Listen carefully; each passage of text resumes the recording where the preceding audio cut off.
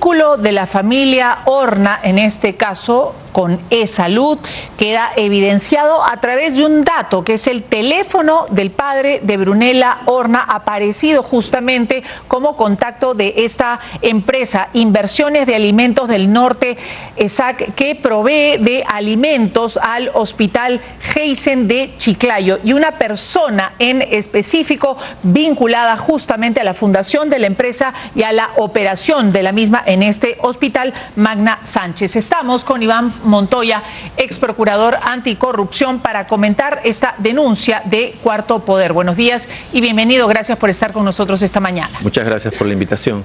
Bueno, Brunella Horna, se preguntarán algunos quién es. Pues es la esposa, una presentadora de televisión que es esposa de nada menos que Richard Acuña, el hijo de César Acuña, líder de Alianza para el Progreso, cuyo partido ha estado o ha sido señalado en todo caso por su vinculación con el manejo de E-Salud y con el manejo del sector salud, que está muy de capa caída y con muchos problemas. ¿Cómo ve usted en todo caso esta relación que ha sido bien delimitada en este reportaje de Cuarto Poder? Sí, muchas gracias.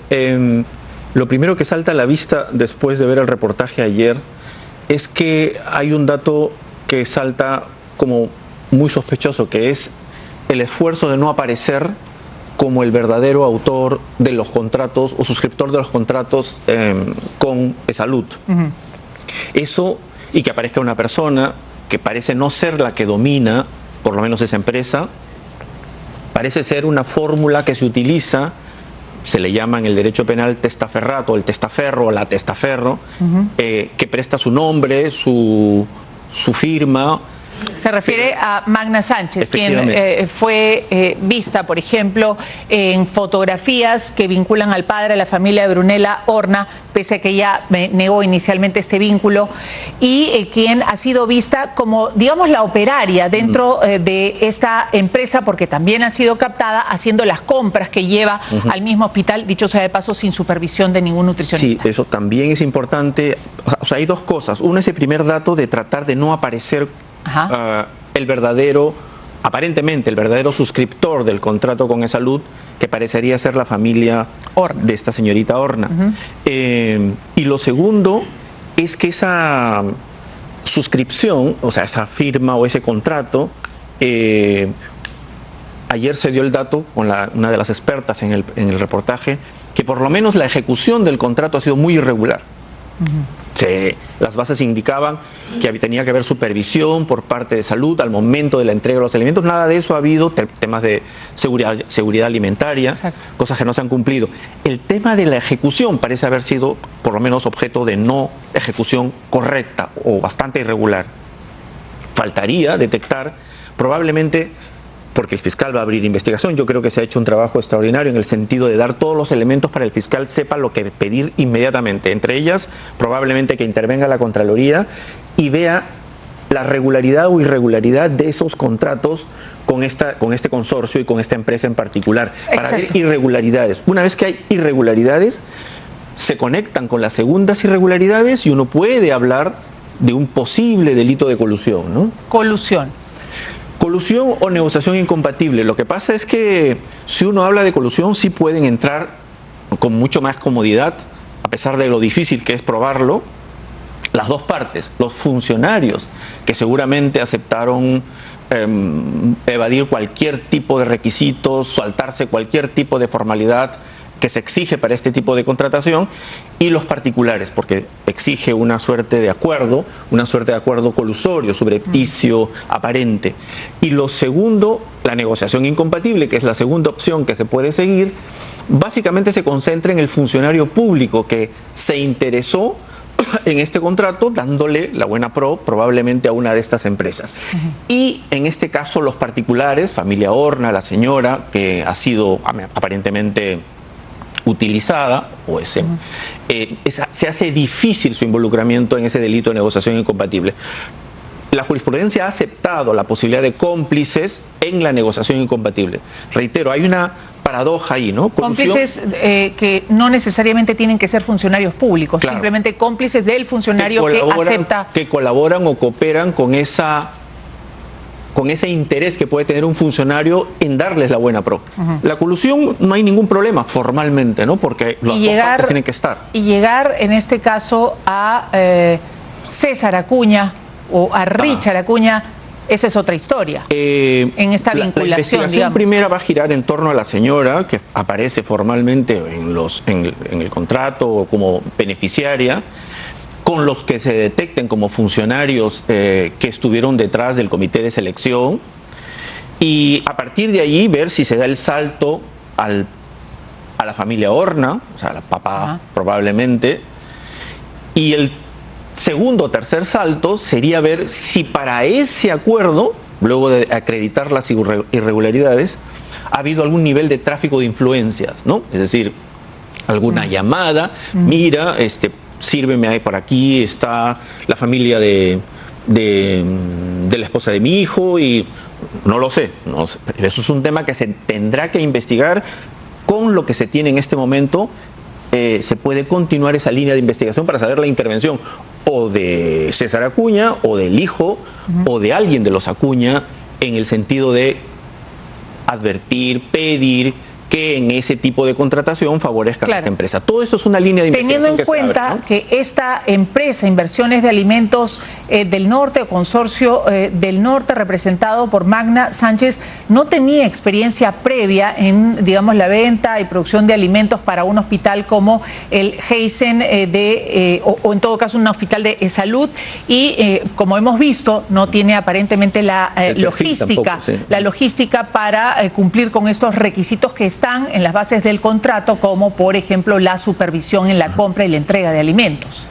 Lo primero, efectivamente, va a tener que ser seguramente parte de una, llamémosle, auditoría de la Contraloría General de la República. Tiene que entrar a tallar la Contraloría. Seguramente que la Fiscalía va a pedir una suerte de un informe de control, ¿no? En este caso ya posterior, ¿no? Ese es el proceso, que la Fiscalía pida a la Contraloría su intervención. Primero va a convocar todos los testimonios necesarios, o sea, probablemente llamar a declarar, primero abrir una investigación preliminar y llamar a declaración a los hay las condiciones, hay las bases, hay los argumentos, en todo caso, en ese reportaje da plenamente para abrir una investigación preliminar, y a partir de allí seguramente pedirle el concurso de la Contraloría para entrar a auditar ese proceso de contratación estatal, ¿no? Y para esto, digamos, para estos protocolos de investigación, ¿hay tiempos determinados? Hay plazos, efectivamente, plazos determinados, los hay en el Código Procesal Penal para poder investigar.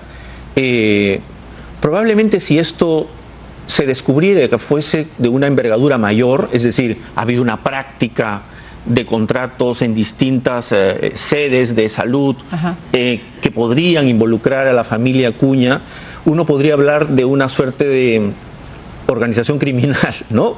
Dedicada a este tipo de actos de delitos contra la administración pública.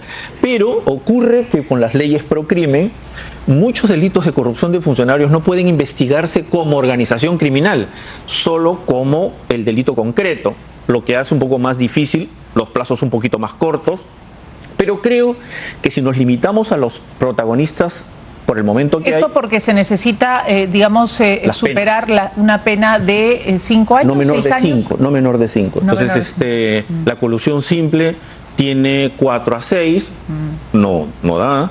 La negociación incompatible, igual. Creo que la colusión de 3 a 6, peor todavía. La negociación compatible de 4 a 6. Y se pide no menor de 5. O sea, la pena mínima no menor de 5. Aquí entonces, 4, 3, ¿no? Justo, ¿no? Entonces ahí uno mira por qué se hicieron estas leyes. Muchos de los que se benefician en términos de investigación, por lo menos, son los que están en el poder. Son los que están en el poder, ¿no? Y los que han tenido decisión y votos a la hora de aprobar justamente estas leyes. Bueno, Richard Acuña ha dicho que la misma respuesta básicamente de César Acuña cuando se le pregunta por otro caso de vinculación de personajes supuestamente ligados o a la familia Acuña o al Congreso de la República. Bueno, los dos han dicho que no tienen idea, que se están enterando recién por el reportaje, y piden en todo caso que se investigue y se sancione a quien corresponda. Sí, efectivamente los primeros investigados no van a ser ellos, evidentemente, ¿no? El reportaje da para un... Es muy difícil llegar a ellos, en todo caso. Sí, también es difícil. Eso ya significaría romper un poco alguna línea a través de confesión sincera, el reconocimiento, la delación, si es que hubiera alguna participación, pero eso ya depende de las investigaciones y la profundidad. Además, en este caso es en Chiclayo, ¿no es cierto? El hospital Heisen de Chiclayo, César Acuña. Hay fiscalías especializadas anticorrupción en Chiclayo, efectivamente. Claro. El asunto será, claro, con qué ímpetu puede investigar un fiscal, con qué coraje y valentía, cuando se tiene un fiscal de la nación que no sé cuánto respaldo y fortaleza le va a dar a sus fiscales inferiores a investigar el poder, ¿no? Fuera de los problemas logísticos y de recursos que el mismo Gálvez también, ha manifestado, ¿no es cierto? Evidentemente, ¿no? Ajá, muy bien. El vínculo entonces de la familia Horna queda expuesto en este reportaje de Cuarto Poder con este contrato de más de 2 millones de soles para alimentación de los pacientes dentro del hospital Heisen de Chiclayo, manejado en este caso por eSalud, y el padre de la actual esposa de Richard Acuña, estoy hablando de Gustavo Horna Novoa, decía que aparece vinculado en este contrato a través de Inversiones de Alimentos del Norte, donde aparece como número de contacto su teléfono, su teléfono celular. Es otro indicio más, ¿no? Podría ser un indicio, digamos, que efectivamente pese en las investigaciones contra esta persona. El control de la empresa real no estaba en manos de la persona formal que aparece, sino en otras manos, evidentemente. Pero un dato importante, perdona que salga de ese esquema, pero este caso es grave porque el posible acto de corrupción que uno puede evidenciar acá, cómo se conecta casi estrechamente con la salud de las personas. Entonces, la población tiene que entender que la lucha contra la corrupción no es solo una lucha contra personas que ganan dinero a costa del Estado, sino que también tiene que ver con derechos concretos que la persona sufre día a día, ¿no? Todos los asegurados de salud, los medicamentos que no hay, los turnos que tienen que esperar, el desabastecimiento de insumos para las pruebas que tienen que hacerse las personas, especialmente de la tercera edad, en fin. Y ahora la alimentación en un hospital de eSalud. Muchas gracias a Iván Montoya, ex procurador anticorrupción, por estar esta mañana con nosotros. Son las 8:20 de la mañana.